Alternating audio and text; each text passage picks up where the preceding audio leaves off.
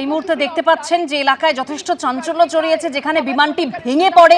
একটা রিমোট এরিয়াতে বিমান ভেঙে পড়ে, যার ফলে সেখানে উদ্ধারকারী দল পৌঁছতে যথেষ্ট দেরি হয় বলে খবর পাওয়া যাচ্ছে। তবে উদ্ধার কাজ ইতিমধ্যেই শুরু হয়েছে। ব্রতদীপ ভট্টাচার্য আমাদের প্রতিনিধি রয়েছে, আরো বিস্তারিত জানবো। ব্রতদীপ, এই মুহূর্তে আর কিছু তথ্য পাওয়া যাচ্ছে কিভাবে এই দুর্ঘটনা ঘটলো?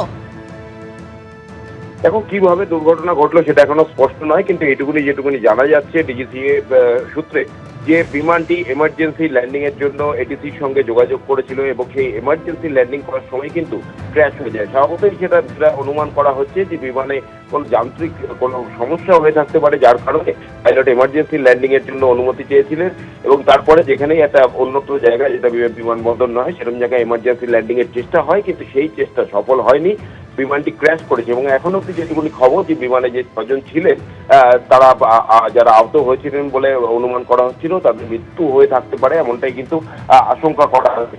উদ্ধার কাজও সেখানে চলছে, সমস্ত বিভাগগুলি সেখানে রয়েছে এবং সেই নিয়ে কিন্তু আজকে সকাল 9টা নাগাদ এই বারামতির কাছে এই দুর্ঘটনাটি ঘটে, যেটা অনুমান করা হচ্ছে যে বিমানে কোনো যান্ত্রিক ত্রুটি হয়ে থাকতে পারে। এটি ছোট একটি বিমান, ছোট এয়ারক্রাফট, সেই ক্ষেত্রে কি সমস্যা হয়েছিল সে বিষয়ে এখনো স্পষ্ট কোনো তথ্য পাওয়া যায়নি। আপাতত যে উদ্ধার কাজ চলছিল সেটা প্রায় শেষের দিকে এবং সেদিকেই চেষ্টা করা হচ্ছে যে বিমানে যদি কেউ থাকে, যদি কাউকে জীবিতভাবে উদ্ধার করা যায়, কিন্তু সেটা এখনো পর্যন্ত সম্ভব হয়নি, এটা আশঙ্কা করা হচ্ছে এবং বিমানে তাদের মৃত্যু হয়ে থাকতে পারে। ব্রতদীপ, সঙ্গে থাকো। যে খবর পাওয়া যাচ্ছে, বারামতির উদ্দেশ্যে রওনা হয়েছেন অজিত পাওয়ারের পরিবারের সদস্যরা। একেবারে দুর্ঘটনাস্থলের ছবি রেখেছে আপনাদের সামনে। বোঝাই যাচ্ছে যে পাহাড়ি এলাকা। এখনো পর্যন্ত যা খবর পাওয়া যাচ্ছে, এমার্জেন্সি ল্যান্ডিং এর চেষ্টা করেছিল অভিশপ্ত বিমানটি। পাইলট অনুমতি চেয়েছিলেন, অনুমতি দেওয়া হয়েছিল, কিন্তু একেবারে অবতরণের সময় কিন্তু বিমানটি ক্র্যাশ করে যায় এবং যে কারণে দুর্ঘটনা। অজিত পাওয়ার মহারাষ্ট্রের উপমুখ্যমন্ত্রী, তিনি এই দুর্ঘটনাগ্রস্ত বিমানে ছিলেন। যেটা খবর পাওয়া যাচ্ছে, বারামতির উদ্দেশ্যে এই মুহূর্তে রওনা দিয়েছেন অজিত পাওয়ারের পরিবারের সদস্যরা। সকাল 9টা নাগাদ এই ভয়াবহ বিমান দুর্ঘটনা।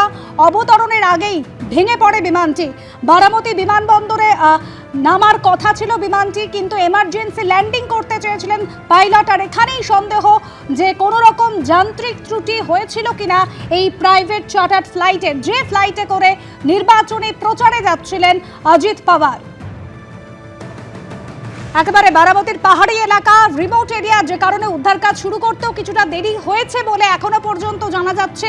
6 জন বিমান যাত্রী, ডিজিসিএ সূত্রে যেটা খবর, 6 জন বিমান যাত্রীর মৃত্যু হয়েছে এই ভয়াবহ বিমান দুর্ঘটনায়।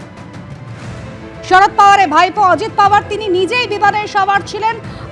তার পরিবারের সদস্যরা এই মুহূর্তে বারামতির উদ্দেশ্যে রওনা হয়েছেন। এবিপি আনন্দ, এগিয়ে থাকে, এগিয়ে রাখে।